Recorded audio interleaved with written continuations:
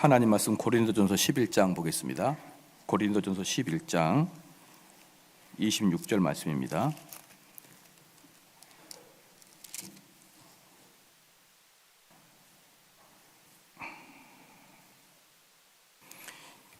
고린도서 11장 26절부터 29절까지 26절로 29절까지 다 같이 한 목소리로 읽겠습니다. 너희가 이 떡을 먹으며 이 잔을 마실 때마다 주의 죽으심을 오실 때까지 전하는 것이니라. 그러므로 누구든지 주의 떡이나 잔을 합당치 않게 먹고 마시는 자는 주의 몸과 피를 범하는 죄가 있느니라. 사람이 자기를 살피고 그 후에야 이 떡을 먹고 이 잔을 마실지니 주의 몸을 분변치 못하고 먹고 마시는 자는 자기의 죄를 먹고 마시는 것이니라. 아멘. 오늘은 어제에 이어서 페이지 12페이지를 할 건데요. 12페이지를 할 건데 우리가 12페이지를 할 때 우리가 그 성찬에 합당한 마음 자세로 성찬에 참여를 해야 되는데 그 성찬에 합당한 마음 자세를 이루기 위해서는 우리가 어제 맨 마지막으로 우리가 우리 죽음을 전하는 방법에 대해서 배웠어요. 우리가 우리 죽음을 전하는 방식 8페이지에 나와 있는데 우리가 우리 죽음을 전하는 방식은 첫 번째는 존중함으로, 두 번째는 거룩하게, 그렇죠? 그리고 세 번째는 믿음으로 했고, 네 번째는 겸손하게 했고, 다섯 번째는 감사함으로 이렇게 말했습니다. 그래서 어제는 이 감사함으로를 이제 하다가 잠시 멈췄는데 그 다섯 번째 감사함으로부터 다시 쭉 읽어 나가면서 설명을 좀 해드리겠습니다. 값없는 자비에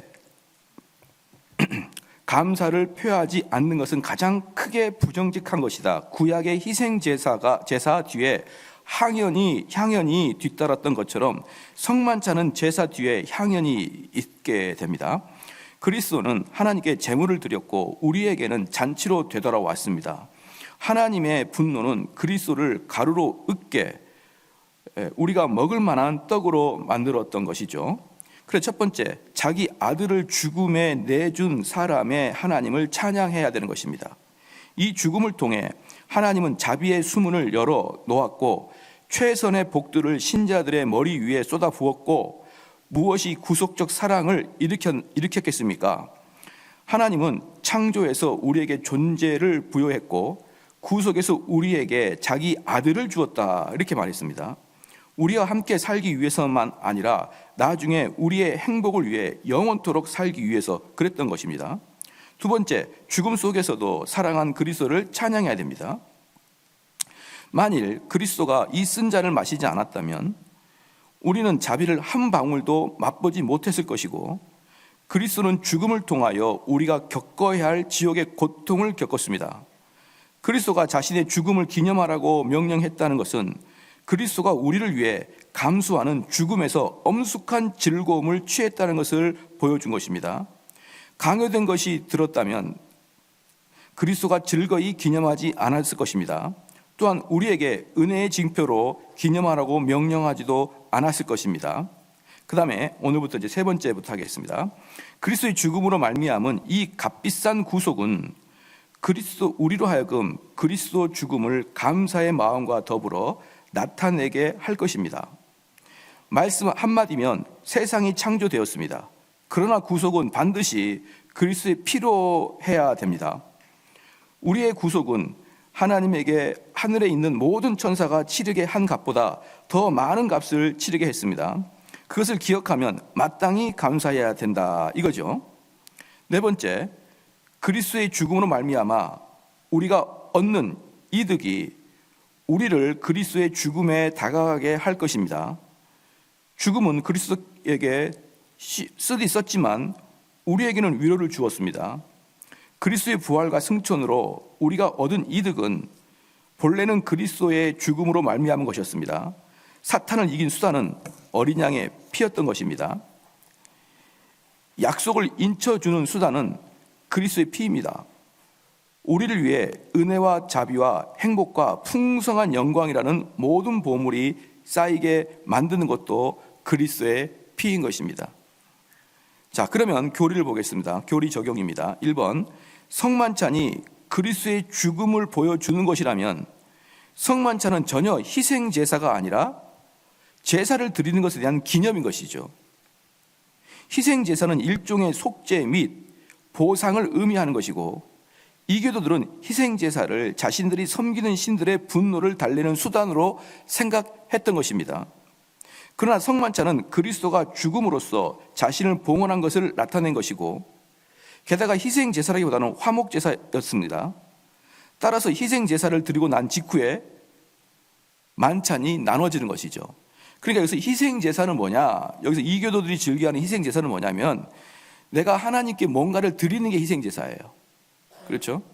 여기에 비해서 성만찬은 뭡니까? 하나님이 우리에게 베풀어준 잔치인 거예요. 예수님이 우리에게 베풀어준 잔치다. 그러니까 희생 제사는 주로 내 것을 하나님께 드려서 하나님의 진노를 어떻게 달래보려고 하는 것이고, 성찬은 하나님이 우리에게 만찬을 베풀어 주신 것이기 때문에 그것은 화목제와 같다. 하나님과 우리는 화목해진다라는 개념이기 때문에 희생 제사라기보다는 성찬이다라고 하는 것이죠. 두 번째, 그리스도의 죽음은 우리의 생각을 많이 차지하고 우리의 예정을 불러일으킬 것입니다. 우리는 이런 예정을 품으려고 애써야 됩니다. 그리스도와 함께 했고 그리스도가 고난을 받고 피 흘리고 있는 모습을 지켜본 훌륭한 제자들이 품었을 것이라고 믿어지는 그런 애정을 품고자 해야 되는 것입니다. 자, 여기서 어제도 말씀드렸지만 우리의 이 성만찬의 핵심 중에 하나가 뭐냐면 영원한 현재성이라 이 말이에요. 영원한 현재성.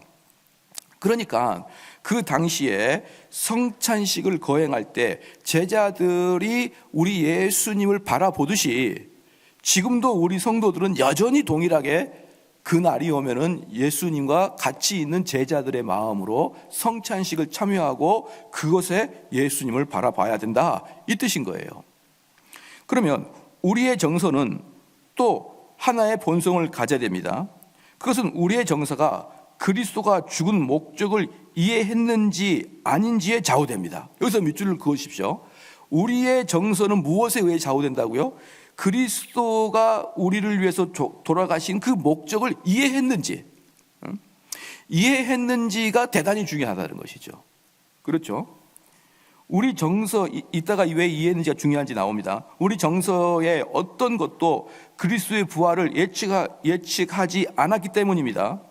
우리가 창에 찔린 그리스도를 보지만 애통할 수 없다면 우리에게 은혜의 영이 있는지 당연히 의심을 해봐야 마땅한 것입니다. 애통하는 마음 자세는 은혜의 영만이 맺는 특유한 열매이기 때문에 우리는 그리스도가 울며 기도한 감람산으로 가야 됩니다. 그러니까 우리가 찢긴 예수님의 몸을 보면서 그 당시의 제자들과 같이 우리는 울면서 감람산으로 가야 되는 거예요.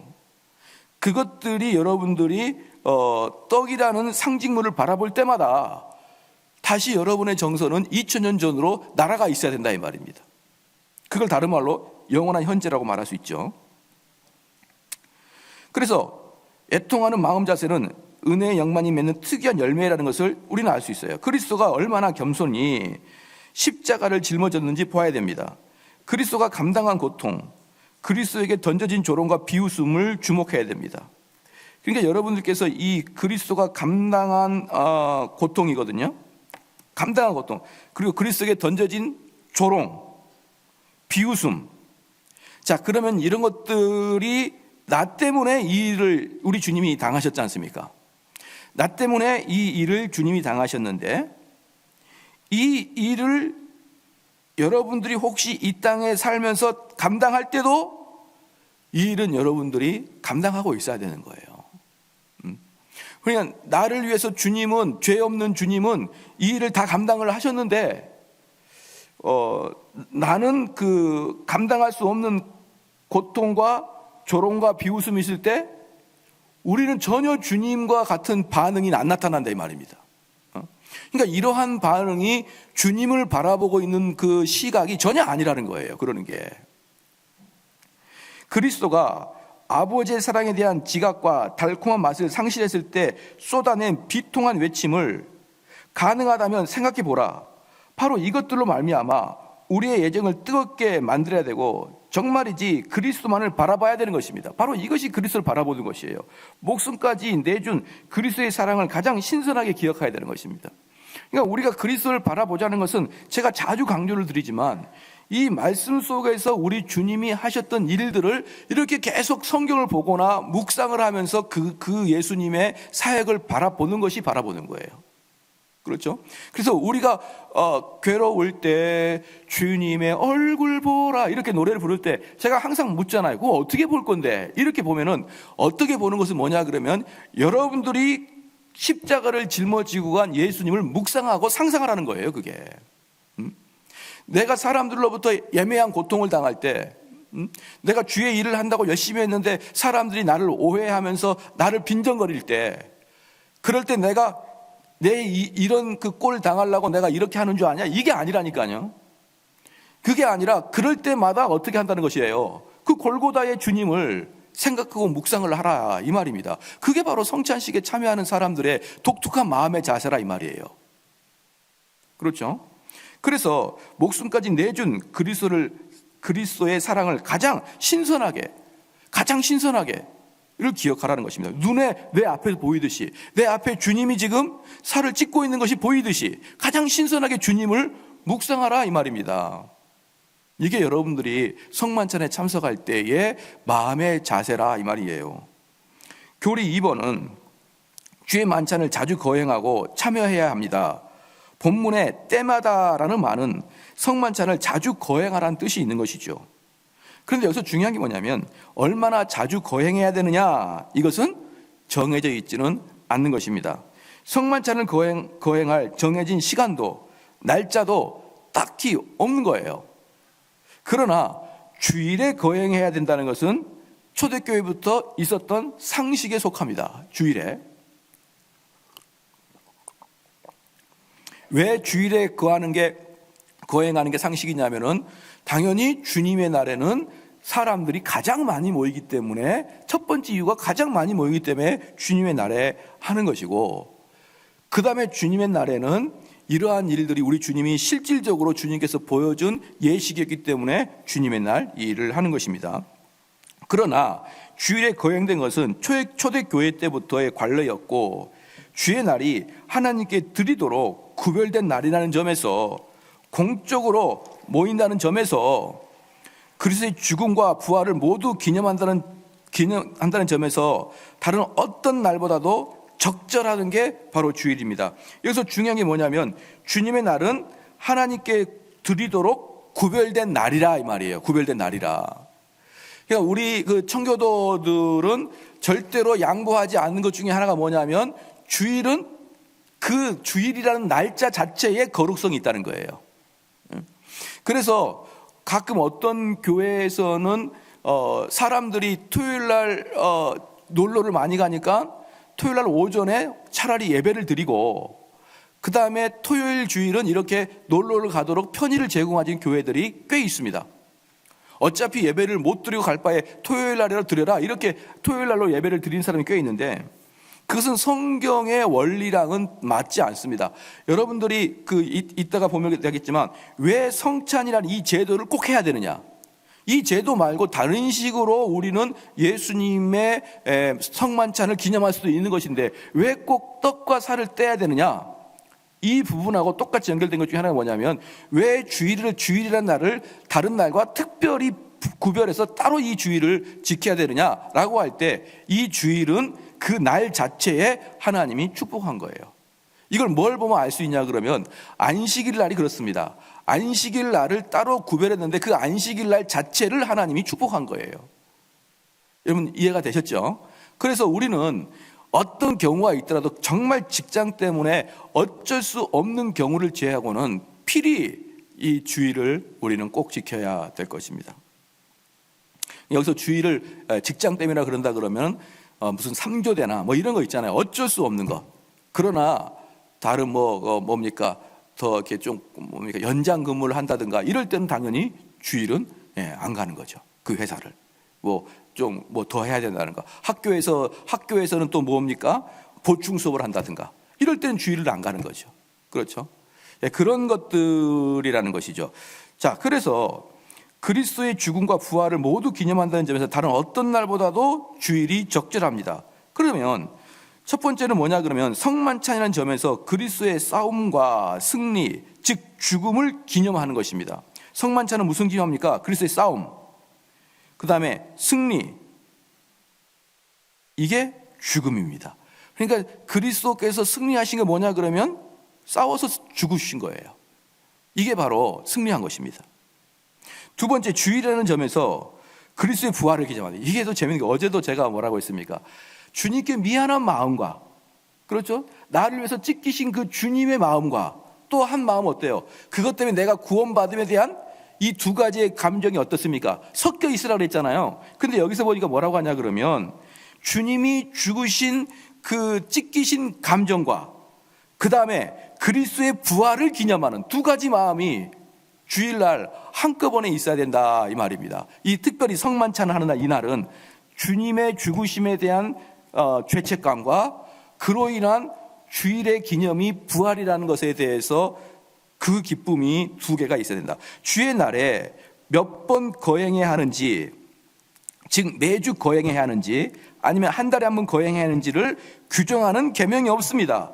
그리스도는 나를 기념하라고 명령했고 바울은 고린도전서 11장에서 그 명령의 실천을 촉구했습니다. 그러나 그 빈도를 규정하지는 않았습니다. 하나님은 유대인들의 의식을 규정할 때는 훨씬 꼼꼼했습니다. 즉 할례는 제8일에 6월절은 매년 3월에 거행하도록 규정을 딱 해줬는데 성만찬은 1년에 몇 번 하라, 또 무슨 날 하라 이렇게 딱 규정하지는 않았다는 것이에요. 않았다. 그러니까 그 교회에 맞게 그 규정하는 날과 횟수는 정하면 되더라 이 말입니다. 그래서 지난번에 말씀을 드렸지만 존 칼빈 같은 경우는 매주마다 성찬식을 하는 게 옳을 것 같다라고 개인적으로 생각했지만 그것은 너무나 어려울 것 같고 매주마다 그렇게 하는 것은, 그래서 한 달에 한 번씩 하겠다고 제네바 의회한테 이렇게 청원을 했지만 제네바 의회는 한 달에 한 번도 많다, 그래서 1년에 4번 하라 이렇게 얘기했어요. 1년에 4번, 분기별로 한 번 하라. 그런데 이것이 스코틀랜드로 가서는 1년에 2차례를 하는데 스코틀랜드는 그 대신 성찬 사경회를 통해서 열심히 성찬식이 무엇인지를 배우고 1년에 2차례를 하는 것을 그렇게 이야기했던 것이죠. 그런데 이제 우리나라는 이게 성찬 사경회라는 제도가 없이 1년에 2차례만 딱 전통적으로 내려온 거예요. 왜? 장로교의 전통이 스코틀랜드에서 2차례 했으니까. 그런데 그 2차례 하기 전에는 이런 성찬 사경을 통해서 성찬식이 무엇인지에 대한 큰 의미를 이렇게 되새기면서 오는 것입니다. 사랑하는 성도 여러분, 아시겠죠? 근데 우리나라에서 성찬 사경회를 하는 교회는 현재 제가 알고 있는 곳으로 우리 교회밖에 없어요. 현재 제가 알고, 어떤 교회도 있을 수 있어요. 있을 수 있는데 제가 알고 있기는 그렇다 이 말이에요.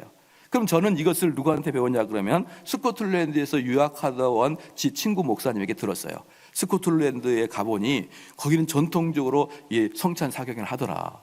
그런데 성찬 사경회를 성찬식이 있는 그 전주 월요일부터 토요일까지 다 한다. 거기는.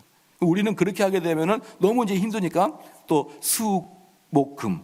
이 수목금이 왜 그러냐면 수요일 날 수예배가 있었고 옛날엔 첫날 기도가 있었으니까 목요일 하루만 더 오십시오 해가지고 성찬 사경회는 3일 했는데 스코틀랜드는 월요일부터 토요일까지 다 한 다음에 그 다음에 성찬식을 주일날 하고 월요일 날 다시 다 모여서 생스 기빙 데이를 합니다. 어떻게? 사경에 인도하신 목사님에게 선물도 드리고 사례도 하고 같이 잔치도 하고, 이게 월요일 날 또 하는 거예요. 그럼 우리 교회는 어때요? 다 안 나올 것 같아가지고 이런 걸 못 하겠어요. 그래서 우리는 스코틀랜드처럼 하되 약간 간결하게 이렇게 해가지고 이렇게 하고 있는 것이에요. 그러죠? 월요일 날 또 나오라면 어떡할까요? 우린 이미 잔치가 끝났기 때문에 이제 안 나갈 거야. 그런데 그들은 월요일 날이 잔치 날이었어요. 월요일 날이 잔치여가지고 자기를 일주일 동안 가르쳐줬던 이 목사님에게 이렇게 대접하는 그 시간으로 가진다고 그럽니다. 그 다음에 그래서 이게 몇 번 하느냐 또는 어떻게 하느냐, 이것은 각 교회마다 차이가 있으니까 그걸 가지고 싸울 필요는 없는 것이에요. 예. 그 다음에 두 번째, 주의 만찬은 옛날에는 자주 거행했다는 것이 느껴집니다. 사도행전 7장 봅시다. 사도행전 7장.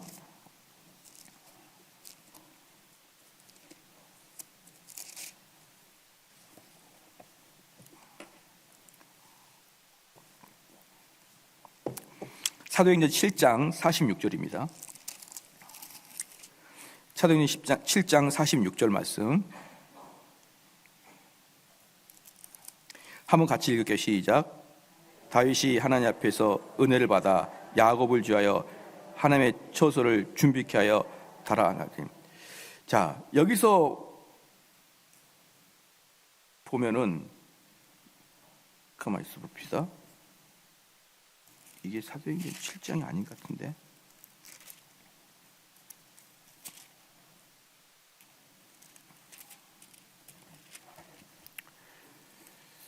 사도행전 7장이 아니라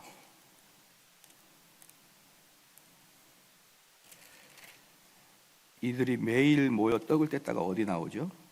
사도행전 몇 장에 나오죠?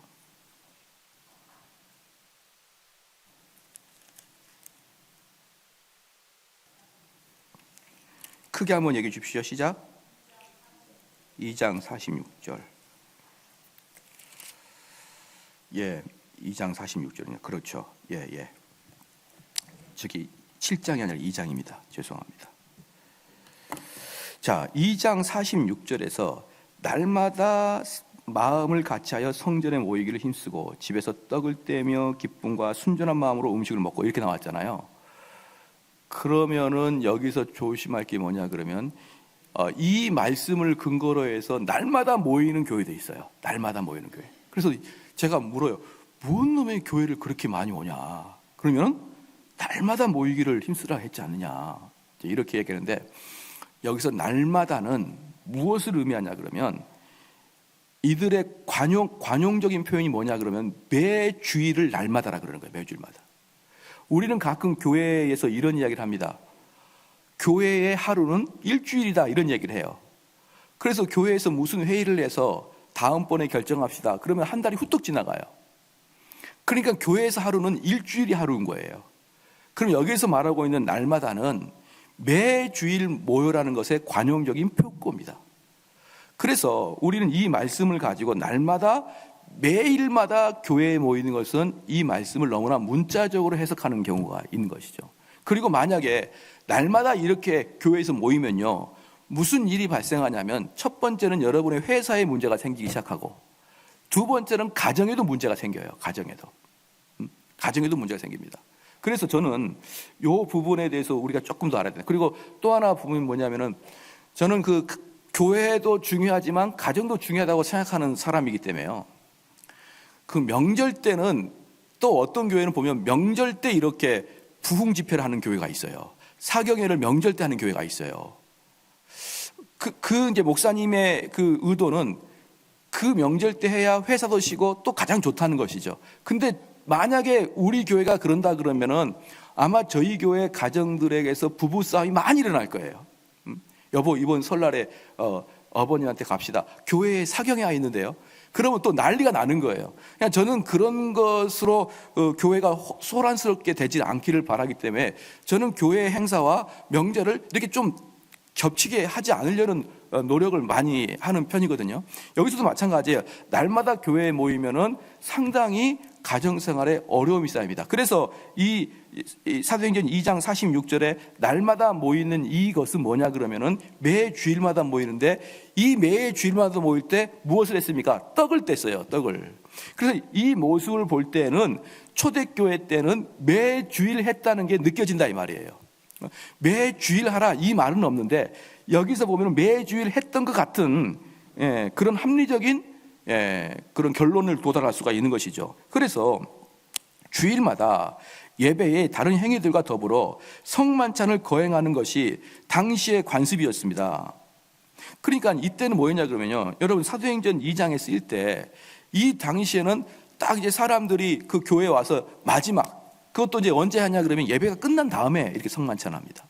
그래서 원래 성만찬을 제대로 하려고 그러면 예배가 다 끝난 다음에 그다음에 성만찬에 참여하지 않은 사람 미리 집으로 보내요. 다 보낸 다음에 성만찬을 참석한 사람만 다시 참석해가지고 성만찬을 하는 게 전통이었습니다. 원래부터 있던 전통이었어요. 그럴 때 모든 사람이 집에 가고 성만찬을 참석한 사람들은 그 날의 성만찬이 마지막 성만찬이 될 수 있을 확률이 높았습니다. 왜? 순교의 시대였으니까. 그러니까 이 시대는 순교의 시대였기 때문에 그 매주마다 했던 성만찬이 일생의 마지막 성만찬이 될 수 있는 사람이 거기에 있기 때문에요. 그 성만찬 한 번 한 번은 대단히 신중하고 귀중한 성만찬이었어요. 그렇죠? 그렇기 때문에 이 매주마다 했던 성만찬을 지금 21세기에 이것을 본받아서 교회에서 매주마다 한다고 해서 그 당시에 그런 감동을 우리는 경험하기가 어려워요. 사실은. 그렇지 않겠습니까? 그래서 사도행전 20장을 보겠습니다. 사도행전 20장을 볼게요. 사도행전 20장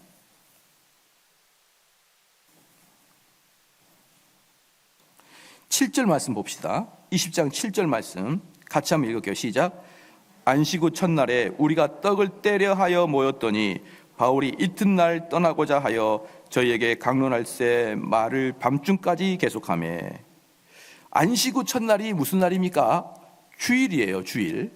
그러니까 이미 이때부터 이 주일날 했던 것을 보십시오. 주일날 뭘 했나요? 떡을 뗐고 그 다음에 모였고 바울이 설교했고. 자, 이게 주일날 했던 내용인 것이죠. 그러니까 우리가 주일날 무슨 일을 할 것인가는 신약 성경에 딱 나와 있진 않아요. 주일날 뭘 해라. 대한예수장로교 헌법에는 예배 모범이 있거든요. 예배는 어떻게 드려야 된다 모범이 있는데 성경에는 모범이 없어요. 그럼 주일날 뭘 했는지 여기저기서 바울이 뭘 했는지 찾아보는 거예요. 바울이 보니까 성찬식도 했는 것 같고 말씀 강론도 했고 때로는 가난한 자에게 기도도 해줬고 그들에게 구제도 했고 전도도 했고, 이게 안식 후 첫날에 했던 바울의 여러 가지 행적들을 다 모아서 장로교에서 예배 모범을 만든 거예요. 주일날 바울이 이것을 했다, 안식 후 첫날에 이것을 했다라고 모아놓는 게 예배 모범인데, 그 예배 모범을 따라서 우리는 예배를 드려야 되는 그런 의무가 있는 것입니다. 근데 여기서 보니까 안식 후 첫날에 그들이 모인 이유는 뭐냐면 떡을 떼기 위해서 모였다는 것이죠. 그러니까 주일날 그들이 모인 이유는 뭐냐면 성찬식을 참여하기 위해서 모였다는 것이죠. 그러니까 이만큼 성찬식이 중요한 것입니다, 여러분. 여기서 보면 그들이 말씀을 듣기 위해서라고 써있지 않고 뭐라고 한다고요? 떡을 떼려 하여 모였다, 이렇게 말하고 있는 것이에요. 만약에 우리가 그렇습니다. 우리가 제가 벨직 신앙고백서 27조를 강의하면서 왜 우리가 유형교회 안에 속해야 되느냐라는 걸 강론을 했었지 않습니까? 근데 만약에 우리가 어쩔 수 없는 상황에서 교회를 못 나갈 경우에는 인터넷으로 설교를 듣는 것은 참 좋은 거예요. 그러나 인터넷으로 설교를 듣는 건 참 좋은데 절대로 하지 못하는 게 있어요. 그게 뭡니까? 성찬식은 절대로 못하는 거예요. 성찬식은. 그렇기 때문에 그들은 성찬식을 위해서 따로 모여야 되는 것입니다. 성찬식을 위해서 모이는 게 주일이에요. 그런데 많은 어쩔 수 없는 경우, 해외에서 듣거나 지방에서 듣거나 군대에서 듣거나 병상에서 듣거나 이런 건 어쩔 수 없잖아요. 근데 어쩔 수 있는 상황임에도 불구하고 그냥 인터넷으로 나의 신앙을 만족한다. 그것은 반밖에 못하는 것입니다. 반밖에. 그리고 우리가 잘 알겠지만 성찬은 누가 집례하는 것입니까? 그 교회 말씀을 가르치는 목사에 의해서, 또는 그 교회 같이 사역하는 목사에 의해서, 말씀 맡은 자에 의해서 그 성찬이 진행이 되기 때문에 하나님께서는 이 제도를 완전히 우리에게 주셨기 때문에 여러분들이 이 제도를 함부로 바꾸면 안 되는 거예요. 함부로. 그렇기 때문에 우리는 교회에 속해가지고 모든 성도가 성찬을 위해서 모여야 되는 것입니다. 여러분 이해가 되시죠? 그런데 사도행전 20장 7절 말씀, 안식 후 첫날에 그들은 떡을 뗐거든요. 교회사를 살펴보니까 이게 언제부터 매주마다 아니라 매달마다 이렇게 늘어졌느냐?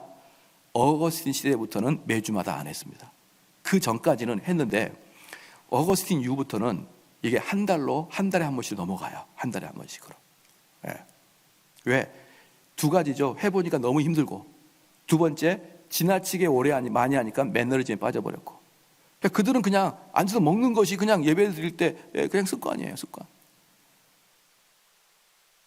옛날에 저희가 2017년에 독일 여행을 갔을 때, 거기 이제 그 현지 교회에서 성찬식을 참여하는데, 야, 너무 아름다워요. 너무 아름다운데 현지 교인들은 덤덤하게 먹더라고요. 덤덤하게 그냥 먹어요. 근데 우리는 너무 감동을 받았어요. 그것처럼 거기는 한 달에 한 번씩 하는데, 이렇게 자주 하다 보면은 아까도 말했던 성찬식을 참여하는 그 정신이 없이, 그걸 이해함이 없이, 성찬식에 대한 이해함이 없이 성찬식을 참여하는 것은 별로 큰 의미가 없는 것입니다. 그렇죠? 그 다음에 세 번째, 성만찬 의식을 자주 거행하는 것은 그 의식이 본질에 부합하고 기독교인의 공공 때문에 필요한 것입니다. 왜냐? 유대인들은 매일 성전에서 제사를 드렸고, 이것은 그리스도를 가리키는 모형이었으며 장차 나타날 것에 대한 유대인들에게 기억나게 해주는 것이었습니다. 그러므로 빈번하게 거행해야 합니다. 너무 뜸하게 거행하는 것은 빈번하게 거행하는 것보다는 해롭습니다. 그러니까 이스라엘 사람들은 매일마다 제사를 드렸어요.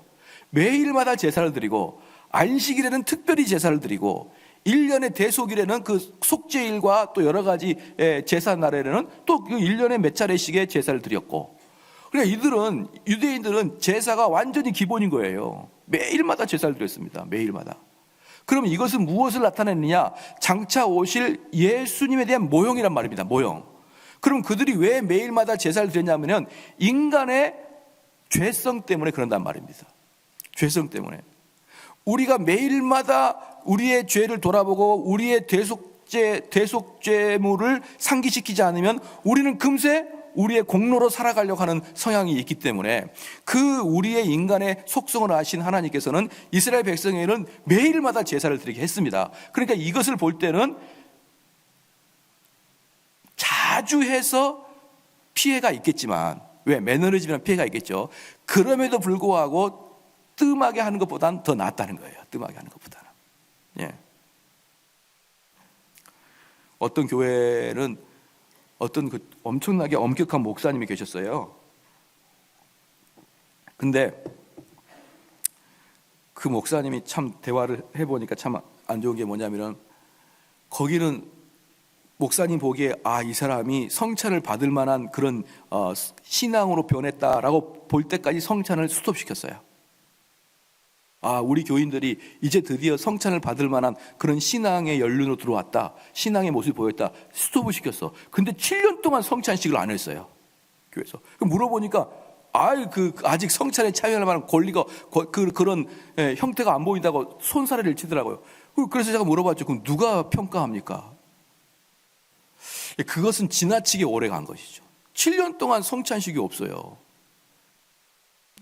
그건 너무 오래간다. 그렇죠? 우리는 여러분, 우리가 목회자가 볼 때 다 부족하죠. 목회자도 부족하고 우리 성도도 부족하죠. 다 보는데 웨스민 신앙국에서 분명히 나왔어요. 성찬식을 시행할 때는 성도들의 윤리와 도덕을 보고 판단하는 게 아니라 그들의 신앙 고백만 있으면 된다 그러는 거예요. 왜? 우리는 그들의 마음을 헤아릴 수 없으니까. 우리는 그저 그 사람이 입으로 믿음을 고백하는 그 행위를 보고 성찬식을 집례할 수밖에 없는 한계가 있는 것이 인간이라 그랬단 말입니다.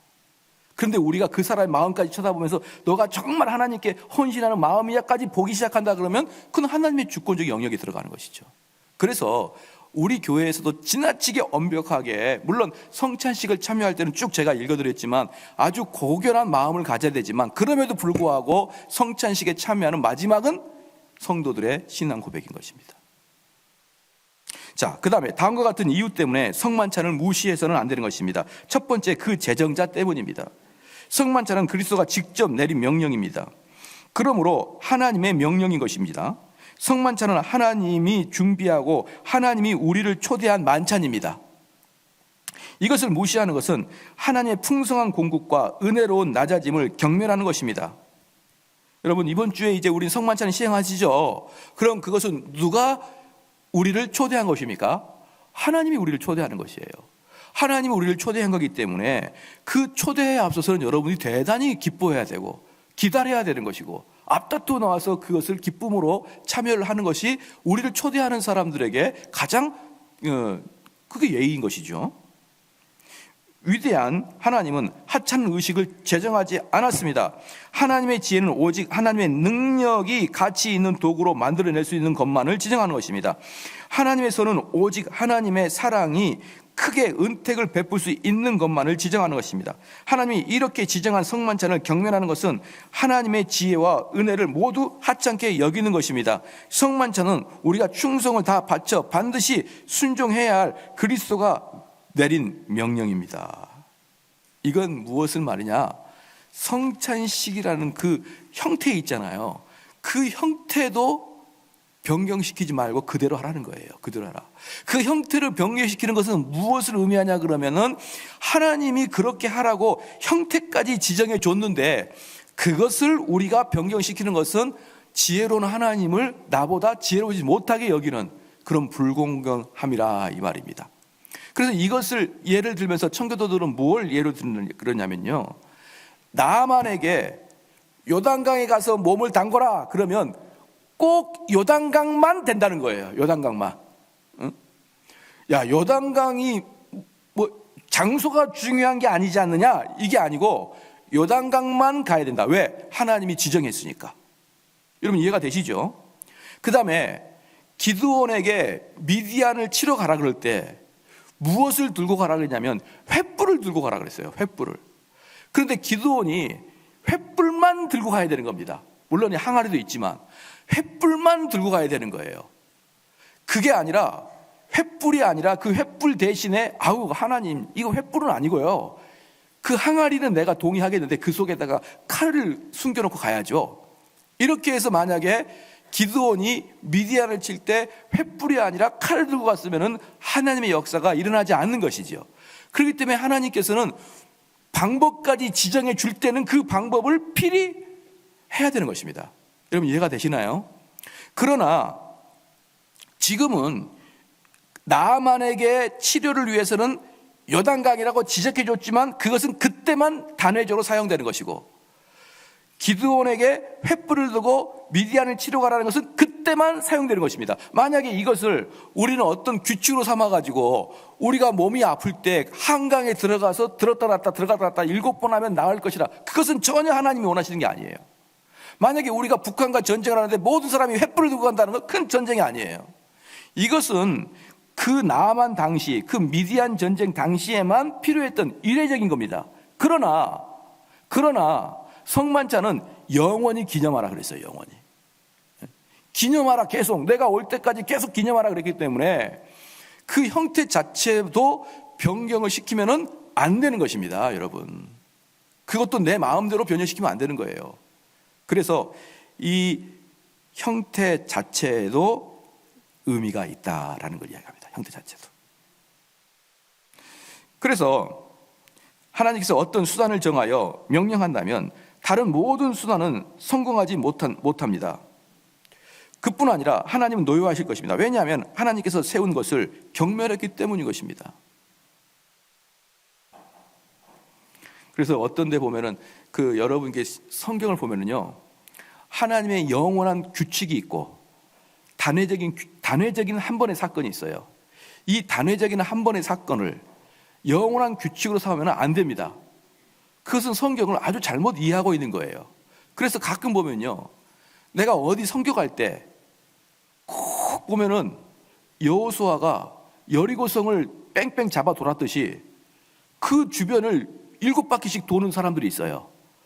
그건 뭐 하냐? 그러면 여리고 대작전이래. 그런 건 여러분 딱 그 한 번입니다. 한 번. 그런데 그런 것들을 잘못 알고 성경에 나와 있으니까 규칙으로 삼는 경우는 안 되는 것인데, 다른 거 몰라도 성만찬만큼은 필히 규칙으로 삼아야 될 것입니다. 두 번째, 그리스도가 성만찬을 제정한 신점은 성만찬은 무시할 만큼 하찮은 것이 아니었습니다. 고린도전서 11장 23절 24절 보니까 한번 써볼까요? 그리스도가 죽기 얼마 전에 이 명령을 말했어요. 그러니까 무슨 말입니까? 유언입니다. 유언. 유언이 우리는 얼마나 중요한 말인지 여러분 아시겠죠?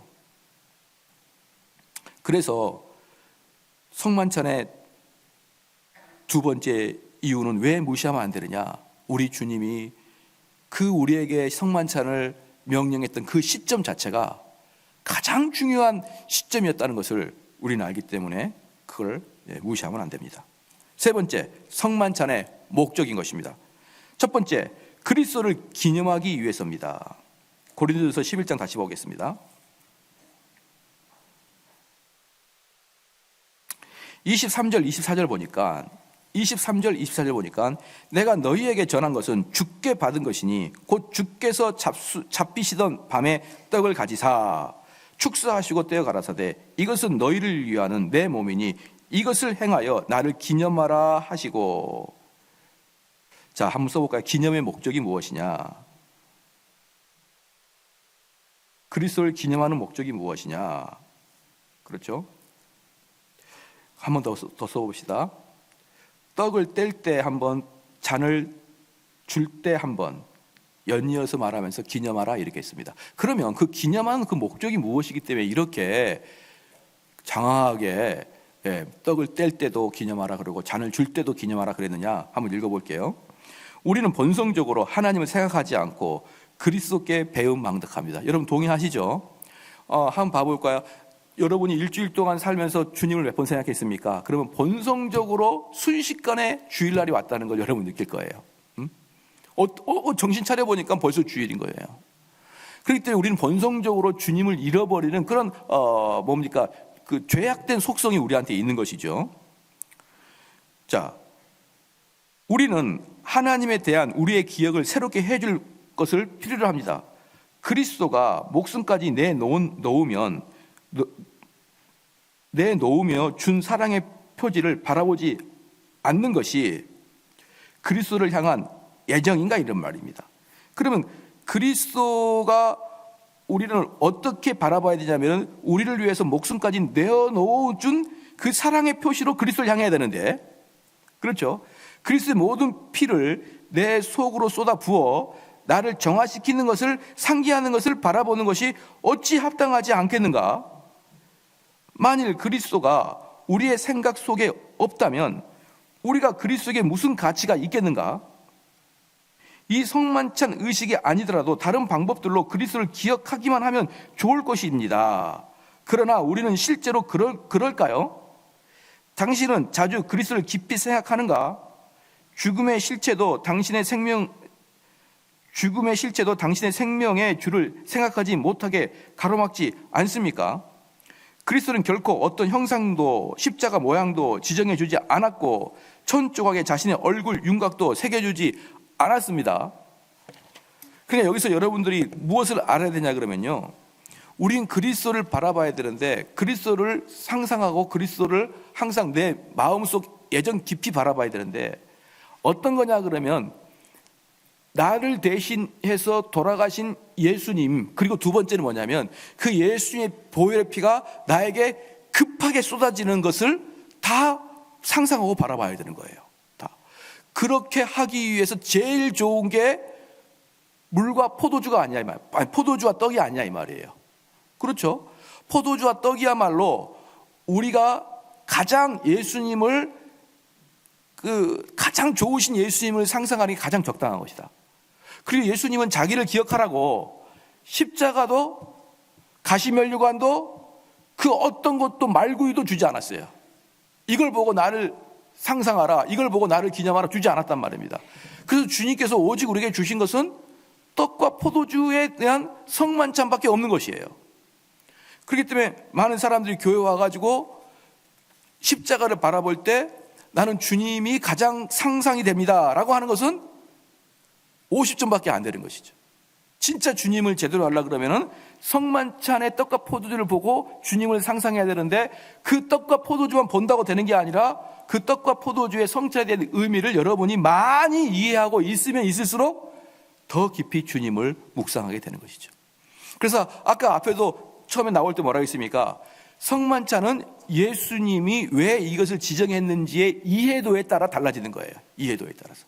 그래서 이것을 이해하는 데 부족한 사람들은 성만찬을 참석할 이유가 없는 거예요. 여러분 이해가 되셨죠? 성만찬은 언약의 인입니다. 이것은 성례전의 일반적인 특징입니다. 즉 성례전은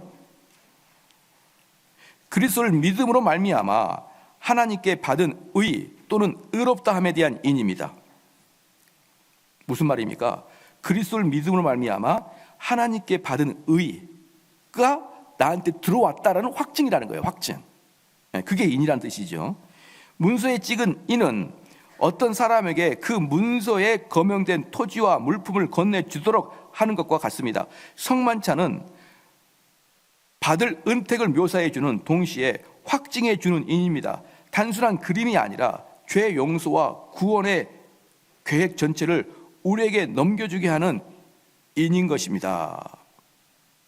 그리스도는 성만찬의 요소들, 즉 떡과 포도주로서 신자의 눈에, 성령으로서 선자의 믿는 마음에 인을 쳐주는 것이죠. 그리스도가 겪는 죽음의 진실성도 당신이 가진 믿음의 진실성도 인쳐주는 것이 아닙니다. 성만찬은 수찬자에게 믿음이 있을 것을 전제하고 성만찬 제정에는 그리스도의 죽음을 전제로 합니다. 성만찬은 믿음이 누리는 권리와 믿음이 얻는 이익을 인쳐줘 줍니다. 성만찬은 믿음의 의에 대한 인입니다. 즉 믿음이 붙잡는 의 가운데 있는 믿음의 이익에 대한 인입니다. 그리스도가 획득한 특권들과 그리스도에게 부여된 은사들은 우리를 위로할 목적으로 성례전에서 우리에게 인쳐진 것입니다. 이 인을 가지고 있을 때 기도를 할 수 있는 농고들과 그 농고들을 밀어붙이는 권세를 갖는 것입니다. 그러니까 우리는 성만찬에서 참여하기 전에 우리는 미리 믿음이 무엇인지 거듭남이 무엇인지를 우리는 다 이해하고 그것을 내 것으로 하신 자들이 성만찬을 볼 때 이 모든 것들이 나에게 임했다는 것에 인이다 이 말이에요. 확증이다. 쉽게 말하면 내가 구원받은 자의 확증이다. 왜 구원받은 자의 확증입니까? 주님이 배설한 잔치에 참여했기 때문에 구원받은 자의 확증인 것이죠. 주여, 구름 속의 무지개가 세상을 물로 심판하지 않겠다고 한 징표가 여기에 있습니다. 성례전의 인이 내 죄를 내게 부과하지 않겠고 내 구세주에게 맡겨졌다는 징표가 여기 있습니다. 그것은 나를 위해 찢겨진 몸이며 나를 위해 흘린 피라고 내게 말해줍니다. 이런 까닭에 내가 그것을 받아들였습니다. 나는 이 인을 취했습니다. 나는 주께 순종하겠고 언약을 맺었습니다. 나는 순종하기로 마음먹었고 순종하기를 갈망하고 있으며 착실하게 순종할 것입니다. 나와 맺은 언약을 지켜주는 하나님이 되어주시고 영원토록 진실하게 주십시오. 성만찬은 여러분에게 내가 확실하게 믿음의 사람이라는 것을 증명해 준다. 내가 확실하게 믿음의 사람이라는 것을 완전히 보증해주고 확증해준다. 여러분 동의하십니까? 그 마음이, 그 잔치의 자리가 성만찬이에요. 성만찬. 땅 문서를 받는다 말입니다. 하늘의 문서를 받은 것이니까. 세 번째, 성만찬은 하나님과 맺은 우리의 언약을 새롭게 해주는 것입니다. 성만찬은 연합적인 의식입니다. 하나님 편에서는 우리에게 그리스도의 은택을 보여주고 우리는 하나님에 대한 굴복과 복종을 고백하며 우리 자신에 대해서 엄숙히 맹세하는 것입니다. 그 밑줄 한번 가볼까요? 엄숙한 맹세예요. 엄숙한 맹세가 여러분 이번 성만찬 할 때 꼭 엄숙한 맹세를 그 떡 앞에서 해야 됩니다. 떡을 먹기 전에 엄숙한 맹세를 해야 됩니다. 왜 그러냐? 그래서 성만찬을 사크라멘툼이라 그러는데 이 말은 군사서약을 가리키는 단어입니다. 이 언약은 언제나 쌍방적입니다. 이게 뭐냐면요, 사크라멘투 뭐냐 그러면 병사들이 자기를 부른 장군 앞에서 건배하죠. 그래서 여러분 어때 보면 그 일본의 그 가미가제입니까? 걔네들이 어때요? 죽기 전에 건배를 하잖아요. 그러면 이 건배 속에서 뭘 말하고 있죠? 장군이 시키면은 나는 적진에 들어가겠습니다, 이 뜻이죠. 그래서 걔네들이 건배하고 돌진을 하잖아요. 그것처럼 이 사쿠라멘투 뭐냐면 그 건배를 말하는 거예요. 장군 앞에서 병사들이 내가 장군이 시키면은 죽을 때까지 그것을 수행하겠습니다. 이게 바로 쌍방간의 언약 또는 장군 앞에서 병사들의 언약, 이게 사크라멘툼이라는 단어예요. 그렇죠? 그래서 언제나 이것은 쌍방적인데, 하나님은 자기 쪽에서 줄 언약의 은택들을 인쳐주고 언약을 그 뭡니까? 탁 인을 쳤어요. 반지에다가 해가지고 여러분에게 하늘나라의 땅 문서를 딱 준 다음에 어떻습니까? 거기다 촛농을 딱 떨어뜨려 가지고 이 반지로 인을 딱 쳤습니다. 이것은 예수 그리스도 인 보증입니다. 딱 쳤어요. 그리고 그것을 여러분에게 주고, 여러분 기쁘죠? 우리는 우리 편에서 이행할 의무 사항들에 대해서 인쳐줍니다. 성만찬은 약속된 은택들에 대한 우리의 확신을 강화시켜주고 우리에게는 요구된 의무를 실행하도록 하는 것이죠. 그럼 내가 그걸 딱 받으면서 어때요?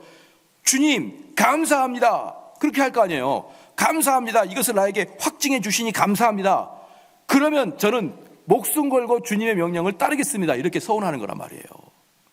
이걸 주시니 감사하겠습니다. 저 적들이 화살을 쏘는 빗발치는 그 화살 속에서도 분부하시면 들어가겠습니다, 이렇게 여러분 서원하면서 떡을 먹어야 됩니다. 그게 성찬식이에요. 그게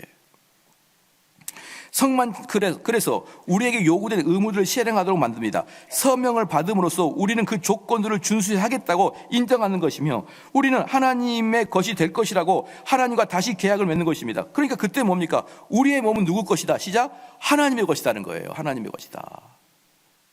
하나님의 것이다. 제가 이번에 그 신대원에서 우리 그 교수님이 말씀을 해주시는데, 교수님이 말씀하실 때 그런 이야기를 하고 제가 좀 많이 느낀 게 뭐냐면, 하나님이란 단어 있죠. 여호와라는 단어, 엘로힘이라는 단어가 신구약에 7,000번 정도 나온다. 7,000번. 근데 그게 전부 다 번역하면 거의 대부분 주라고요. 주. 근데 이것을 한국어로 번역할 때 이것을 뭘로 보냐면 하나님으로 번역을 한 거예요. 하나님으로. 근데 주라는 개념과 하나님의 개념은 전혀 개념이 달라져요. 하나님이란 개념은 뭐냐 그러면은 그냥 하늘에 있는 어떤 신이고, 그 신에게는 내가 나를 의탁하고 내 기도를 들어주시는 이런 개념이 아주 강하게 나타나죠. 하나님이란 개념 속에서. 그죠? 하나님, 여러분이 습관적으로 보십시오. 하나님, 나 이거 힘들어요. 하나님, 나 이거 좀 들어주십시오라고 우리는 그 하나님에게 의탁하는 그런 그 마음이 들잖아요. 맞아요, 안 맞아요? 맞죠? 근데 만약에 그 하나님을 주로 받고 보십시오. 주님, 그 다음에 무슨 말이 나와야 됩니까? 시작. 내가 무엇을 할까요? 나와요. 무엇을 할까요? 주님, 내가 무엇을 할까요? 이게 나오게 돼 있단 말입니다. 하나님, 그러면 나에게 무엇을 해주십시오, 이게 나오는데, 주님, 그럼 내가 무엇을 해야 됩니까? 내가 어떻게 헌신해야 됩니까? 이게 나온단 말이에요. 그렇기 때문에 그 교수님이 말하는 게 뭐였냐 그러면은, 하나님이라는 것은 좋지 않은 번역이었다는 거예요. 그 당시는 어쩔 수 없지만 성경에서 말하고 있는 여호와를 표현하기에는 하나님이라는 단어가 적절하지 않다라고 표현하고 있어요. 그래서 우리는 항상 그 하나님을 뭘로 번역해야 된다? 시작. 주님으로 번역해야 돼요. 주님. 그러면 주가 빗발치는 화살 속으로 뛰어 들어가라. 그럼 네, 그로 들어가야 되는 거예요. 그게 그리스도인입니다, 여러분. 여러분 이해가 되십니까? 그래서 이번에 성찬식 할 때도 왕이신 예수님 앞에서 건배를 하는 거예요. 내가 이거 마시고 명령만 하십시오. 내가 어느 곳으로 뛰어 들어가겠습니다. 무슨 일인지 제가 하겠습니다. 여러분 이 소원하면서 성찬식에 참석하시기를 주의 이름으로 축원합니다. 아멘이 자꾸 적어져요. 우리 교인들은 아멘을 다 집에 두고 오시는 것 같아요. 예? 그렇게까지는 아니지. 이번에 어디 전도 신방 갔더니 어떤 분이 그러더라고요. 제가 집사님, 주님을 위해서 헌신해야 됩니다. 그랬더니 다 끝나고 알긴 알겠는데 어려워요. 어려워요. 알긴 알겠는데 어려워요. 그래서 제가 한 번 더 얘기했죠. 그 한 발짝만 떼십시오. 한 발짝만 떼면 됩니다. 여러분들이 하나님에게 여러분의 인생을 다 내던져도 절대로 여러분을 힘들게 하지 않을 거예요. 절대로. 내가 생각할 때는 삶이 완전히 망가지고 엉망이 될 것 같지만 우리 하나님은 그런 분이 아니셔요. 우리 하나님은 뭔가 이렇게 뭡니까? 이런 약간 정신적인 착란증이 있어가지고 우리의 고통을 즐기는 그런 분이 아니에요. 아우, 제 고통당하는 거에 꽃이다. 이런 분이 아니에요, 하나님은. 그런 분이 어떻게 우리 선하신 아버지가 될 수 있어요? 절대로 여러분들이 하나님을 순종하는데 고통을 주지 않습니다. 더 주고 싶어서 안 달라하신 분이 하나님이란 말이에요. 그래 줬다가는 타락할까, 줬다가는 썩어질 것 같으니까 못 주고 있는 거예요. 되셨습니까? 이렇게 하나님과 계약을 맺고 즉시 우리는 권리를 주장하고 하나님의 인을 붙잡고 탄원한 것입니다. 그리고 우리는 하나님이 우리의 하나님이라고 단언하고 죄와 결별하고 더 멀리 떨어지고 죄를 혐오하겠다는 의무를 스스로집니다. 그러면은 여러분들이 어떤 것을 다짐해야 되냐 그러면 나는 죄를 혐오하겠다는 거예요. 내가 지금 짓고 있는 죄를 단호하게 도려내겠다는 것입니다. 이렇게 하는 것이죠. 그냥 내가 컵을 딱 들면서 주님 저에게 맡겨주십시오. 무엇을 원하십니까? 그러면 우리 주님이 길동아 너 직장 다 때려치고 저기 아프리카 가가지고 흑인들 선교해라. 그렇게 안 한단 말이에요. 그렇게. 여러분들 아프리카 가봐도 할 거 아무것도 없어요. 왜? 아프리카 말도 못하고 영어도 못하고 아무것도 못하잖아요. 그러니까 여러분들 아프리카 가봐야 할 거 아무것도 없는 거예요. 그래서 하나님께서 여러분에게 아프리카 가라, 막 다 때려치고 선교사로 가라, 목사라 이런 말도 안 하십니다. 그럼 뭘 다짐을 해야 되느냐? 내가 짓고 있는 죄를 도려내겠습니다. 이걸 다짐하란 말이에요. 이걸. 내가 짓고 있는 죄를 도려낼 테니까 그 다음에 여러분이 하나님께 할 때 뭐냐면 하나님, 내가 하나님의 자녀인 것이 이걸 봐서 확실합니다 라고 이야기하는 거예요. 왜? 인쳐지는 거니까. 여러분의 권리를 주장하는 거예요. 권리를 주장하는 건 왜? 나는 하나님의 자녀인 것을 인침받았으니까. 왜 인침받은 거 알죠? 건배하면서 뭐 했습니까? 죄를 도려내겠다고 하나님 앞에 서원을 했거든요. 그렇지 않습니까? 그래서 하나님이 우리의 하나님과 단언하는 거, 그때는 단언하는 거예요. 죄와 결별하고 더 멀리 떨어지고 죄를 혐오하겠다고 의무를 스스로 집니다. 죄와 결별하겠다는 훨씬 생동적인 순종, 활력 있는 믿음, 거룩한 삶, 더욱 정확한 섬김에 이르겠다는 의무를 스스로 지는 것입니다. 이 목적을 위해 성만찬에서 그리스도의 죽음으로부터 힘을 뽑아내는 것입니다. 여러분 이게 뭐 어렵습니까? 생동적인 순종, 순종을 하는데 기쁨으로 날뛰어서 이거 하겠습니다라고 달려드는 그 기쁨의 순종, 이거 뭐 어려운 일인가요? 우리 여러분은 다 웬만하면 기쁨의 순종하려고 이 밤에도 와 있는 거잖아요. 몇 분만 빼고.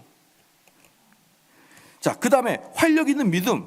이 믿음 자체가 얼마나 우리가 다이나믹하고 액티브합니까? 얼마나 액티브해요. 그래서 가끔 가다가 믿음이 희미해지면 또 이상한 우리 집사님들 한 명 세워가지고 막 흐트러가지고 교회가 소란스럽게 하면서 또 얼마나 활력이 넘쳐져요. 그렇잖아요. 그러니까 믿음에 활력이 있는 거예요. 그래서 이 예배를 통해서 믿음이 자라를 생각하면 너무나 기쁜 거예요. 여러분 주일날 교회 오는 게 기쁘시죠? 왜 아멘이 그렇게 인색하고 말이에요. 그럽니까? 주일날 올 때 기쁘고, 사실 주일날 올 때 가장 힘든 건 저예요. 저는 막 죽겠어요. 주일날이. 저는 가장 좋은 날이 언제냐? 주일 저녁. 그때는 저는 정말 편안하고 좋아요. 됐다. 이제 드디어 일주일간 또 편안하게 지냈구나. 주일날 토요일부터 그냥 긴장이고 바늘방석이고, 주일날 여러분들 교인 들어올 때보다 보면은 모르는 사람 들어와도 마음이 철렁거려요. 저 사람 또 나갈지 모르는데. 중간에 나가신 분들이 꼭 우리들의 약속한 것만큼 항상 있어요. 중간에 나가신 분들이. 나갈 때 그냥 나가는 게 아니라 탁탁 떨고 나가요. 발등상을 털고 나가듯이. 또 어떤 분들은 와야 될 분이 안 오고, 올 분이 안 오고 안 올 분이 오고 이러면 제가 마음이 불안하단 말이에요. 저분들은 안 와야 될 분들인데. 그런 걸 보고 있는 것 자체가 다 스트레스인 거예요. 제가 여러분 보면 여기 쭉 보면 앉으면 여기 있는 분들이 다 보여요. 왜냐 그러면 우리는 죄인들이지 않습니까? 죄인들이기 때문에 앉는 곳만 앉아요.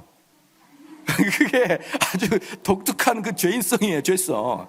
여러분들은 자기 자유의지로 앉고 있는 것 같죠? 안 그래요. 뭔가에 꽂혀 있는 것처럼 이렇게 탁탁 거기만 앉아요. 그럼 딱 보면 알아요. 저기 호떡이가 왜 안 왔지? 다 알아요. 어려운 게 머리가 좋아서가 아니라 일년만 보면 다 그 자리에 앉아 있어요. 없네, 있네. 가끔 늦게 와가지고 자기 자리에 앉아 있지 않은 사람은 옆에서 막 이렇게 쳐다보고 있어요. 내 자리를 가져갔다 이러면서. 재밌는 습성들이 다 있어요. 그렇기 때문에 그냥 뭔 말하다가 이렇게 나왔는지 모르겠습니다. 계속 하겠습니다. 그래서 죄와 결백에 따른 훨씬 생동한 순종, 활력 있는 믿음, 거룩한 삶, 더욱 정확한 섬김에 이르겠다는 의미를 스스로 주님, 더 죄를 도려내겠습니다. 주님, 내가 교회에서 더 의무를 강조하겠습니다. 내가 누구 개똥이를 섬기겠습니다. 이렇게 의무를 다지면서 여러분이 떡을 드시기를 바랍니다. 그러면서 뭘 하면 된다고요? 나는 확실한 구원받은 자다. 확신하면 되는 거예요. 야, 내가 성찬식 앞에서 이런 결정을 하는 걸 보니 나는 확실한 구원자구나. 그게 바로 뭡니까? 인쳐줬다 이 말이에요. 인쳐줬다. 그런데 이런 확실은 하나도 안 하고, 이런 의무는 하나도 안 지겠다 그러고, 딱 성만찬 떠오면은 순간적으로 뭐가 큰가 딱 보고, 그래가지고 큰 것만 먹고, 이런 그 삼류 성만찬을 참석하니까 아무것도 안 되는 거예요. 아무것도. 옛날에 어떤 목사님이 설명해 주는데 정말 재밌어요. 목사님이 그날 성만찬인 걸 잊어버린 거예요. 성찬식인 걸 잊어버린 겁니다. 그리고 아침에 교회 오니까 아이고 오늘이 성찬식이네. 그래 놓으니까 준비된 게 아무것도 없는 거예요. 그래서 빨리 집사님한테 연락해가지고 써니텐 사와라. 그래가지고 포도맛 써니텐이 있거든요.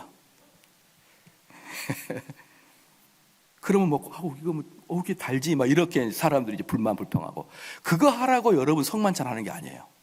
성만찬은 무엇을 하든지 여러분이 하나님 앞에 고백하고 다짐하고 헌신하겠다고 다시 의무를 재발동시키는 것이 성만찬의 목적인 것입니다. 그 다음에 네 번째, 성만찬은 하나님과의 교제인 것입니다. 왜 교제냐 그러면 여러분 혹시 성경에 보면은 이런 거 있는 거 아십니까? 우상에게 바친 제물을 먹으면 되냐 안 되냐 이 논쟁이 많았었죠. 왜 우상에게 바친 제물을 먹으면 되냐 안 되냐 이 논쟁이 있었을까요? 그것은 우상 숭배나 마찬가지이기 때문에 그러는 거예요. 우상에게 바쳐진 제물을 먹는 것은 우상을 섬기는 것과 마찬가지였기 때문에 그 논쟁이 있었던 것입니다. 그러면 하나님께 바친 제물은 먹으면 어떻게 될까요? 시작. 하나님과 교제하는 거예요. 그렇죠? 하나님이. 그래서 하나님과의 교제다. 이 성만찬은 하나님과의 교제다. 이런 것입니다. 성만찬에 참여한다는 것은 다른 어떤 종교적 행위의 경우보다 더 큰 교제를 하나님과 갖는 것입니다. 기도는 주종 관계의 행위고 찬양은 감사의 행위입니다. 그러나 성찬은 식탁의 교제입니다. 희생 제물을 먹는 것은 하나님과 신자 사이의 연합적인 의식이며, 그렇죠? 연합적인 의식이며, 그러니까 이 같은 음식을 먹으면서 그분과 나는 하나가 되는 것입니다. 하나님과 신자들 사이에 교제의 언약이 있음을 가리킵니다. 그것이 주의 만찬인 것입니다. 하늘에 계신 하나님의 마음을 기쁘고 즐겁게 만드는 것이고, 즉 그리스도의 살과 피를 하나님은 우리에게 줍니다. 이게 뭐냐 그러면 여러분, 하나님의 마음을 기쁘게 해주는 건 뭐냐면 하나님이 배설한 이 잔치를 기쁨으로 와서 즐겁게 먹는 것이 잔치를 배설한 사람을 가장 기쁘게 하는 것이죠. 그렇기 때문에 우리는 거기에서 아주 이 성만찬에 합당한 마음으로 와서 성찬식을 참여하는 것 자체가 하나님을 기쁘게 하는 것이다 이 말이에요. 그래서 땅에 있는 우리의 영혼을 즐겁게 만들기 위해서입니다. 그리스도는 실제로 우리에게 제공됩니다. 믿음은 실제로 그리스도를 붙잡고 끌어당기고 영혼 속에서 받아들이는 것입니다. 그래서 영혼 속에 머물러 살게 합니다. 그렇게 영혼은 그리스도의 삶과 죽음으로 영적 교제를 나눕니다. 마치 우리가 성례전에 떡과 포도주를 통해 우리에게 주신 그리스도의 살과 피를 실제로 먹고 마시는 것 같습니다. 여러분, 그러니까 이게 뭡니까? 처음 계속적으로 이야기하지만 영원한 현재성이라니까요.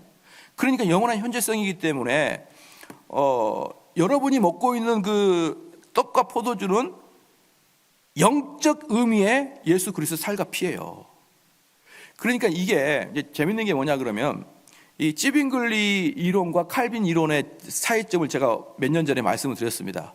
찌빙글리는 이 떡과 포도주를 온전히 기념으로 여겨요. 기념으로 여기는데 루터는 실질적으로 실제로 변한다고 그랬었어요. 그래서 루터가 이야기할 때는 떡과 포도주 위아래 만물 위에 계신 하나님께서 떡과 포도주 위아래 왜 없겠느냐 이 말이에요. 그래서 이것은 실제적으로 예수님의 살이다 이렇게 얘기했던 게 루터예요. 공제설, 공제에 있다. 그런데 칼빈주의는 이것의 가운데예요. 뭐냐면 이건 상징이긴 상징인데 여러분이 믿음으로 이것을 먹으면 그 믿음이 뭐냐 그러면은 성찬식에 대한 개념을 정확하게 알고 성찬식의 개념대로 여러분이 이 성찬식에 참여하면 여러분 속에 들어가는 떡은 실제로 예수 그리스도의 영적 의미의 살이다 이 말이에요. 즉 믿음이 꿀떡꿀떡 들어간다는 거예요. 성찬식의 개념을 알고 우리가 성찬식 참여하면은 먹는 떡을 통해서 믿음이 꿀떡꿀떡 내 안에 들어가서 나와 예수 그리스도의 영적 연합이 이루어지는 것이 성찬식이다. 이게 얼마나 아름다운 것입니까? 그렇기 때문에 이런 성찬식 개념이 엄청나게 중요했기 때문에 이 종교개혁 당시에 말을 듣지 않는 사람에게 성찬식 참여를 금지시켰던 거예요. 그럼 그들은 이제 그때는 한 달에 한 번이나 했거나 분기별로 한 번 했으니까 너는 성찬 참여를 5회 금지 또는 4회 금지. 그럼 1년 동안 성찬식을 못 하는 것입니다. 그럼 지금 같은 경우는 성찬식 개념을 모르니까 괜찮아. 괜찮아. 어차피 주일도 안 나가고 그러는데 그리고 끝나는 거예요. 그런데 종교개혁 당시는 이 성찬식 개념이 뭔지 알았기 때문에 1회, 2회, 3회, 4회 금지시키는 건 엄청난 충격이었던 거예요. 그들에게는. 그 자체가 천국 잔치에 참여하지 못하는 것이고 그 자체가 성찬식에 참여하지 못하는 그 벌이 해벌되기 전까지는 천국이 문이 닫혀버린 거예요. 여러분, 만약에 더 연구해봐야 알겠지만 만약에 그 시간에 이 사람이 사고로 죽으면은 공식적으로는 지옥 가는 겁니다. 지옥 가는 거예요. 왜? 하늘의 문이 닫혔으니까. 여러분, 그렇기 때문에 그 당시에는 그 성례전 참석 금지, 이게 대단히 큰 어떤 그 권징이었었는데 지금은 뭐 전혀 그렇지 않아요. 전혀 그렇지 않습니다. 그것은 성찬식에 대한 개념이 없기 때문에 그렇다 말이죠. 그래서 먹는 것은 그리스도를 우리 것으로 섭취하는 것을 그리스도의 의와 그리스도가 소유한 모든 것을 그리스도와 교제를 통하여 우리 것으로 만드는 것을 의미합니다. 하나님과 함께 앉아 식탁에 교제를 하며 같이 먹는 것이 무시할 만한 특권인가? 하나님과 화목을 이루게 한 그 살과 피를 우리가 먹고 마시는 것입니다. 그렇게 함으로써 하나님의 즐거움과 기쁨 속에서 하나님과 교제를 나누게 되는 것입니다.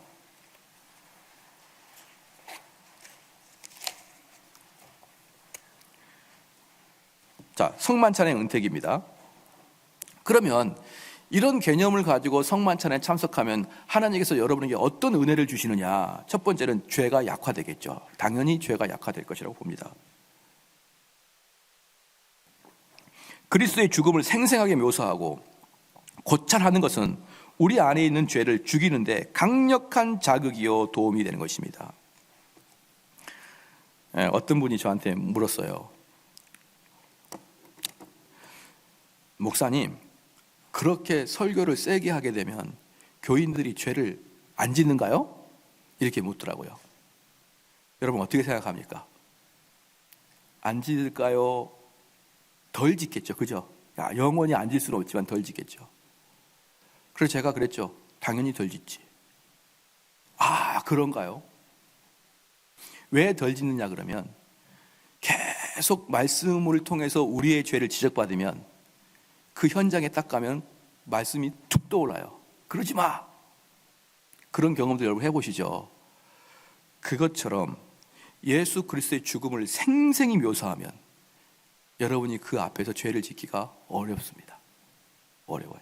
그래서 우리는 죄 짓지 말라 이야기를 하는 게 아니고 우리 예수님이 어떻게 죽으셨는지, 왜 죄가 그렇게 무서운지를 예수님의 죽음을 통해서 생생하게 우리 성도들에게 전달하게 되면 이 마음 속에서 죄를 짓고자 하는 욕구가 싹 사라져 버립니다. 그게 성령의 역사죠. 그게. 그렇죠? 그래서 그리스도의 죽음에서 나오는 이러한 것은 죄에 대해서 매우 파괴력이 있고 그리스도 자신의 목숨을 비천한 사람의 형태로 버리는 것을 바라보는 사람이 어떻게 교만할 수가 있겠느냐 이 말이에요. 그리스도가 세상에 이익에 등을 돌리는 것을 바라보는 사람이 어떻게 탐욕을 부릴 수가 있겠느냐 이 말입니다. 여러분들이 그리스도를 생생하게 바라보는데 나를 위해서 완전히 그는 피땀이 돼가지고 온몸에 흙에 먼지가 쓰여서 그 면류관을 쓰고 걸어가신 그 예수님을 바라보면서 어떻게 나는 세상을 향해서 탐욕을 가지고 탐욕 때문에 내가 주님을 멀리할 수 있겠느냐 이 말이에요. 그렇죠? 그건 말이 안 된다. 말이 안 된다. 말씀이 죄의 악함을 선언하고 성만찬은 그 죄악됨을 우리에게 구세주의의 인격을 통해 보여주고 죄에 대한 하나님의 적개심이 나타날 때 그리스도가 저주를 받고 율법이 죄에 대해 가하는 모든 탄핵을 짊어지는 모습을 영원히 바라보고 죄의 항폐함과 분노의 무시무시함을 볼 때, 그런 때 영혼은 죄에 매우 강력한 반감을 갖게 되는 것이고요, 결코 죄는 그렇게 무시무시하게 보이지 않고 회개는 그렇게 슬프게 보이지 않게 되는 것입니다. 그렇죠? 그러니까 우리가 그 죄가 얼마나 강력한 파괴력을 가지고 있는지를 항상 우리는 생각을 하고 살아야 되는 것이죠. 인간은 죄를 아니 지을 수가 없다니까요. 왜? 우리는 본질상 진노의 자식이고 죄인이기 때문에. 동의하시죠? 그렇기 때문에 우리는 어떻게 됩니까? 죄를 안 짓는다 자신하지 말고 항상 죄의 파괴력을 묵상하라 이 말이에요. 죄가 얼마나 파괴력이 있는지 예수님의 등을 다 찢어놨잖아요. 그것을 묵상하면서 우리는 죄에 가까이 가지 않게 해달라고 하나님께 기도를 해야 됩니다. 하나님께 기도를 해야 되는 거예요. 오히려 그리스도와 영혼이 성만찬에서 함께 만날 때가 더 무섭고 슬퍼 보입니다. 그리스도를 바라보면 슬픔의 샘이 열립니다. 성만찬에서 우리는 죄악을 십자가에 못 박기 위해 십자가에 못 박힌 그리스도를 받아들이는 것입니다. 성만찬 의식에 참여하는 바로 그것이 부패에 맞서는 결단에 불을 붙이고 영혼 속에 있는 죄악의 불꽃을 억누르는 것입니다. 죄의 본질을 이해하고 그 악한 귀결을 이해하는 어떤 누가 이와 같은 은택 없이 지내려고 하겠습니까? 뿌리 뽑아야 할 침입해 들어오고 있는 유혹들은 없는가? 축출해야 할 내주하는 죄악들은 없는가? 정돈해야 할 혼란은 없는가? 항상 자라나는 쓴뿌리는 아직 없는가? 내면의 뱀은 항상 그렇듯 알을 품고 있지 않는가? 우리 마음에 있는 애굽의 용광로는 불꽃을 품고 있지 않는가? 그 뿌리를 더욱 말리고 독을 뽑아내고 내주하는 죄를 길들이고 용광로를 기꺼야 하지 않겠는가? 그렇게 할 때 우리는 그리스도의 굴욕적 죽음에 담겨있는 믿음에 대한 모든 도움을 필요로 하지 않는 것입니다. 여기서 뭐냐 그러면은 우리 마음속에는 습관적으로 독을 뿜어내는 그 뿌리가 강력하게 있는 거예요. 그런데 문제는 뭐냐 그러면 그 뿌리를 뽑아버리지를 못해요. 왜요? 그 뿌리는 우리의 인격과 완전히 아주 밀접하게 있기 때문에 그걸 뽑다가 자칫 뭡니까? 알고까지 뽑아버릴 수가 있다 이 말이에요. 그러니까 그 독보리의 그 뿌리 자체를 뽑아내지는 못해요. 그럼 우리는 뭘 해야 됩니까? 시작? 가지를 쳐줘야죠. 가지를. 예? 독보리의 뿌리 자체를 뽑아보지는 못합니다. 뽑아버리지는 못하기 때문에 그 뿌리를 못 치더라도 가지를 쳐주면은 보여질 때는 어떻습니까? 죄가 안 나타나잖아요. 죄가. 그런데 그것을 잠시 교만한 것이죠. 어떤 교만입니까? 나는 뭐 이 정도 되는데 죄를 짓겠어라는 그런 잠시 교만함에 살짝만 빠지면 어때요? 쑥 자라가지고 어느 날 보니까 이미 만개되어 있는 겁니다. 만개되어 있는 거예요. 그때야 다시 가지를 치려 그러면 너무나 힘들게 되는 것이죠. 너무나 힘들게 되는 것이죠. 그래서 남자들이 아침마다 수염을 깎듯이 이렇게 죄를 매일매일 칼로 도려내 줘야 되는데, 그 도려내 주는 방식이 뭐냐 그러면 바로 제가 지금 쭉 읽었던 것이에요. 뿌리 뽑아야 할 친입에 들어오고 있는 유혹들이 없는가? 축출해야 될 내주하는 죄악들이 없는가? 정돈해야 될 혼란은 없는가? 항상 자라나는 쓴뿌리가 아직 있는가? 내면의 뱀은 항상 그렇게 알을 품고 있는가? 우리의 마음에 있는 애굽의 용광로는 불꽃을 품고 있지 않는가? 이런 것들을 계속 생각해야 되는 거예요. 내가 지금 내 마음속에 지금 계속 누구를 미워하고 있지 않는가? 내가 마음속에 탐욕을 품지 않는가? 내가 지금 그 성공 추세 때문에 온 눈이 어두웠는가? 내가 누군가를 미워서 뒤에서 자꾸 그 욕을 하고 싶은가? 여러분, 이런 마음을 매일매일 가져보십시오. 그런데 어떻게 죄를 짓습니까? 그런 마음을 가지고 있으면서. 그렇죠. 그렇기 때문에 예수 그리스도의 그 성만찬의 은택은 우리를 죄 없이 해주는 것입니다. 이번에 여러분 보십시오. 국무위원들, 장관들 뽑는데 어때요? 장관에 나오지 않았으면 다 그냥 평범한 인격으로 사라질 사람들이 장관에 나오니까 탈탈탈 터니까 어때요? 도무지 봐주기 어려울 만한 죄들이 전부 다 드러나잖아요. 저는 그걸 보면서요, 차라리 장관하고 말 안 하고 차라리 대학 교수로 그냥 은퇴하고 그냥 국회의원 은퇴하면 되잖아요. 그것도 높은 거잖아요. 뭘 꼭 장관까지 하면서 자기의 모든 인격을 전 국민한테 다 털어냅니까? 여러분, 그런데 그거 아십니까? 그들이 저지른 죄를 그 국회 청문회 하는 사람들이 다 밝혀낸 것도 아니에요. 일부분만 밝혀낸 겁니다. 그래도 전 국민이 보기에 차라리 그 장소에 안 나왔다면 그럼 평범하게 인생을 끝낼 그런 사람들이 전 국민에 탈탈 털리면서 어때요? 추악한 사람으로 변모하는 거 보이시죠? 뭐 때문에 그렇습니까? 작은 죄 때문에 그러는 거예요. 작은 죄 때문에. 그걸 보면서 제가, 그게 뭐냐면 어떤 그 장관 후보자는 주식을 몇 배나 튀겼더라고요. 그게 무슨 잘못입니까, 여러분? 여러분 주식 그렇게 튀겨야죠. 그런데 그것도 뭡니까? 청렴을 가장한 그들에게 드러내니까 그것조차도 부끄러운 일이 되는 거예요. 그러면 우리가 바꿔놓고, 우리가 국회의원 됐다, 우리가 장관 됐다 생각해봐요. 그럼 우리들 하나씩 까기 시작하면요, 여러분, 이게 부끄러워서 말이 못합니다. 말을 못해요. 그렇죠? 그런데 우리 주님은 우리의 죄를 청문회에서 까발리는 거 100배, 1000배, 10,000배를 까발릴 거예요. 우리를. 너 이거 뭐냐 이거? 이거 뭐냐? 심지어 우리 주님은 뭐까지 까발리냐면은 그때 네 마음까지 까발릴 거란 말이에요. 마음 상태까지. 그렇기 때문에 죄를 짓지 않는 것이 얼마나 큰 힘이 되겠느냐 이 말입니다. 얼마나 큰 힘이 되겠느냐. 우리가 보기에는 뭔가 결단해가지고 이 사회를 변화시키고, 여러분, 사회 변화되지도 않고 아무것도 아니에요. 그러나 할 수 있는 건 있잖아요. 뭐 있습니까? 내 마음의 죄를 도려내는 것은 내가 할 수 있잖아요. 그게 비록 어려워도, 어렵지요, 당연히. 그러나 할 수 있는 최고 마지막은 내 마음 정도는 내가 할 수 있잖아요. 어떻게? 내가 스스로 결단해서는 안 되니까 예수님이 당한 고통을 고백하면서, 묵상하면서 그 죄의 파괴력을 내가 관찰하면서 여러분, 죄를 억제해 나가기를 주의로 축원합니다. 그래서 성만찬의 은택이 뭐예요? 죄를 약화시킨다라는 것입니다. 십자가의 그리스도가 죄를 속한 것처럼 성만찬의 그리스도는 자신의 성령으로 말미암아 죄를 억제하고 하나님의 얼굴과 우리의 영혼의 기쁨 사이에 놓인 장막과 같은 불법들을 정화해 줍니다. 믿음이 그리스도의 피가 영혼을 위해 흘러내려 의롭다함을 얻게 했고 또 거룩하게 한다는 사실을 고찰할 때 믿음은 더욱 활기차게 믿음의 적에 대항합니다. 몸에 잠복하고 있는 나쁜 기질들을 반드시 제거해야 합니다. 이런 기질들이 생명의 원리를 질식시키고 성장을 약화시키기 때문입니다. 마찬가지로 우리의 머리를 하늘을 향하여 더 높이 들어 올리지 못하게 가로막는 영적 질병들도 반드시 제거해야 됩니다. 여기서 너무 중요해요. 내가 믿음이 성장하지 못하게 하는 나의 독특한 기질이 있다 없다? 있어요. 그건 누가 제일 잘합니까? 내가 제일 잘 알죠.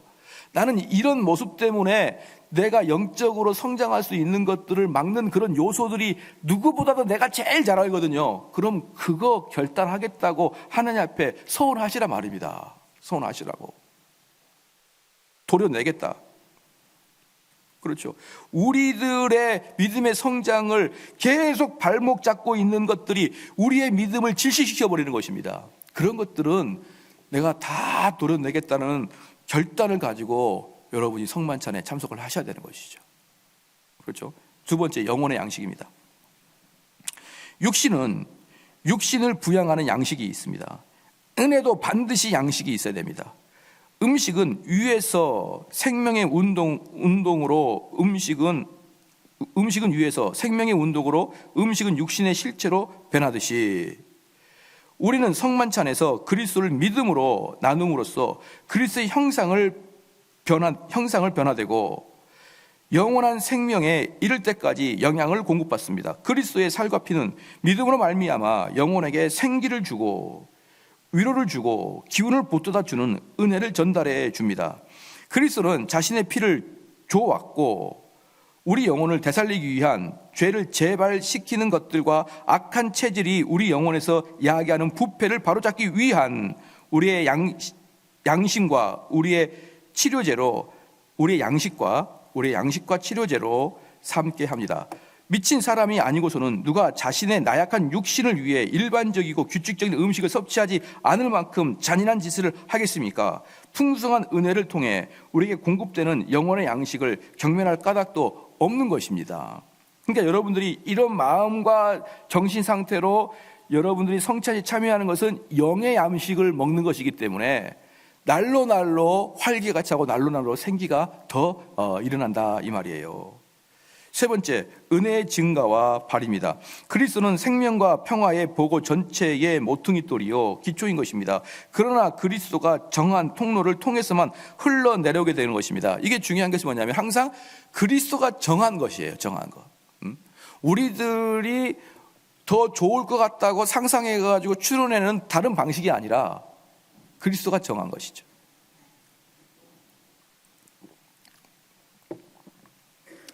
자, 정해진 원리에 따라 육신의 생명을 얻고 성장하는 것처럼 은혜는 생명을 줄 뿐 아니라 완성자입니다.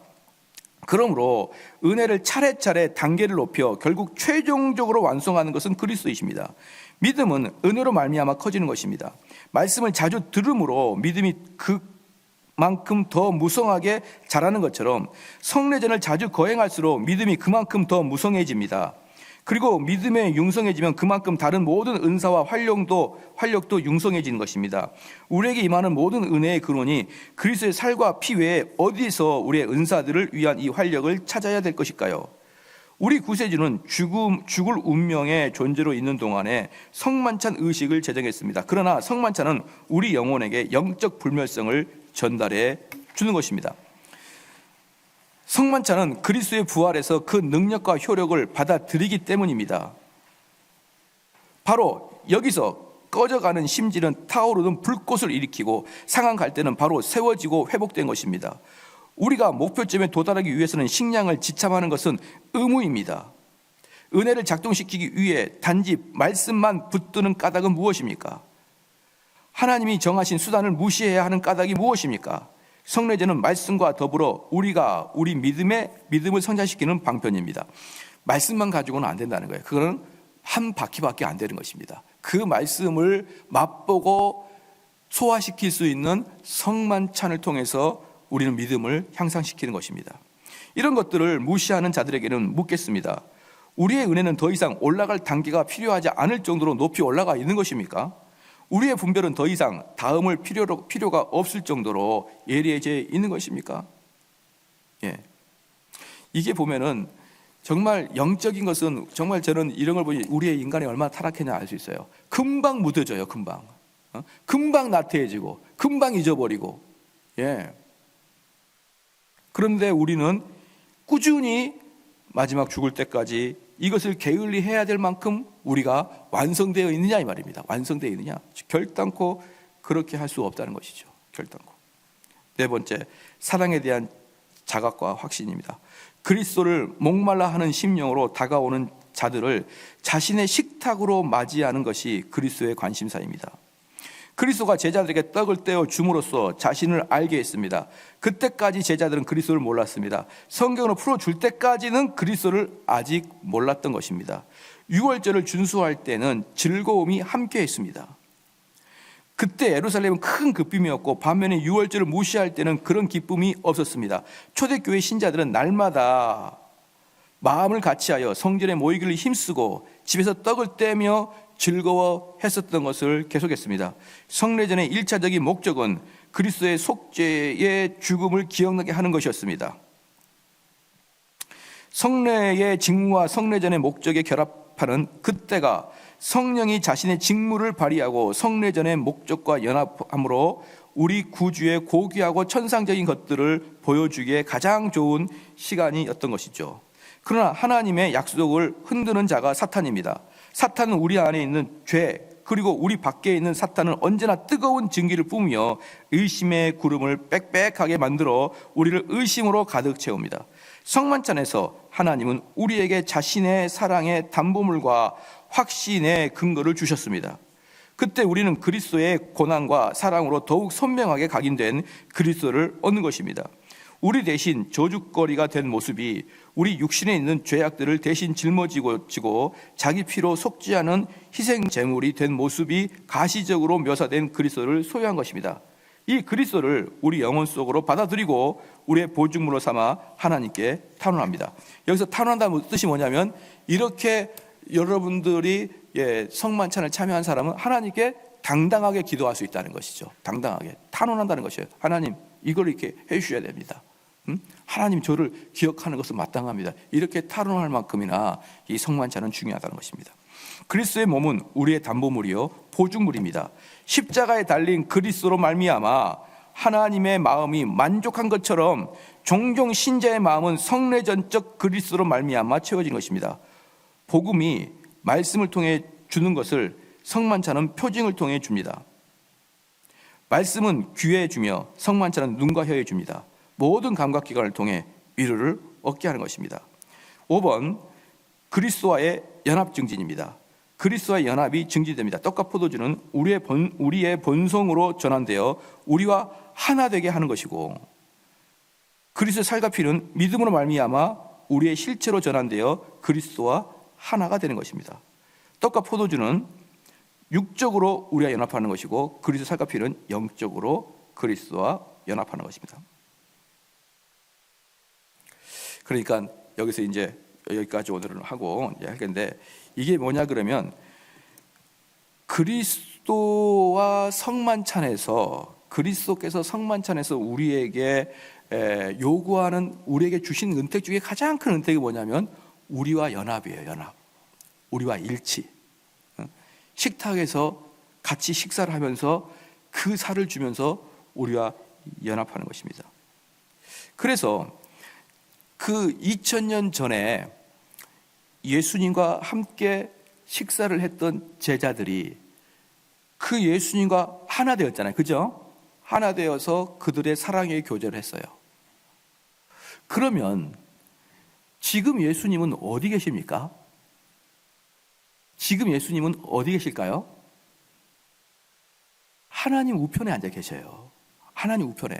천상에 하나님 예수님이 계신단 말이에요. 지금 우리 이 땅에는 예수님이 계십니까? 안 계십니까? 이 땅에는 계시지 않아요. 왜? 또 다른 보혜사인 성령이 계신단 말이에요. 이 땅에는 성령이 계시는 것이고 우리 예수님은 육체의 몸으로 하나님 우편에 앉아 계신다 이 말입니다. 그래서 우리 예수님은 지금도 여전히 우리의 육체의 연약함을 채우라고 계시는 거예요. 왜? 육체로 하나님 옆에 계시니까. 그러면서 우리는 이 성만찬이 영원한 현재이기 때문에 우리가 성만찬을 진행할 때는 또다시 베드로와 여러 사도들과 함께 예수님이 함께 했듯이 그런 성만찬에 우리는 참여하게 되는 거예요. 여러분 이해가 되셨죠? 그러면 제가 이걸 2년 전에 강의할 때 이 말씀을 드렸는데 그러면 우리가 여기서 성만찬을 할 때 어떤 일이 발생하냐 그러면 하늘에 계신 우리 예수님께서 이 땅으로 하강하신다 안 하신다? 시작! 안 하신다. 어떠냐? 우리가 하늘로 올라가는 거예요. 우리가 왜 이 잔치를 초대하신 분이 우리 예수님이기 때문에 우리 예수님이 자기 집에다가 잔치 자리를 만들어 놓고 우리를 초대하는 거예요. 그럼 우리는 그 성만찬에 참석할 때 하늘 보좌에서 그 잔치를 즐기고 있는 것이란 말이에요. 우리 주님이 여기 오셔서 하강하셔서 우리에게 같이 즐기는 게 아니에요. 왜? 그러면 우리 주님은 손님이 되니까. 근데 우리는 주님이 있는 곳으로 상달돼서 올라가기 때문에 우리는 천상의 잔치에 참여하는 것이 됩니다. 그럼 우리는 어떤 마음으로 그 잔치를 준비하고 와야 되느냐? 쭉 말씀했지만 결단하고 주님, 제가 무엇을 도려내야 될까요? 이 부분에 대해서 확실하고 그 잔치에 참여해야 되는 것입니다. 찬송가하고 기도하고 찬송하면서 준비하신 헌금하신 다음에 우리 기도를 하겠습니다.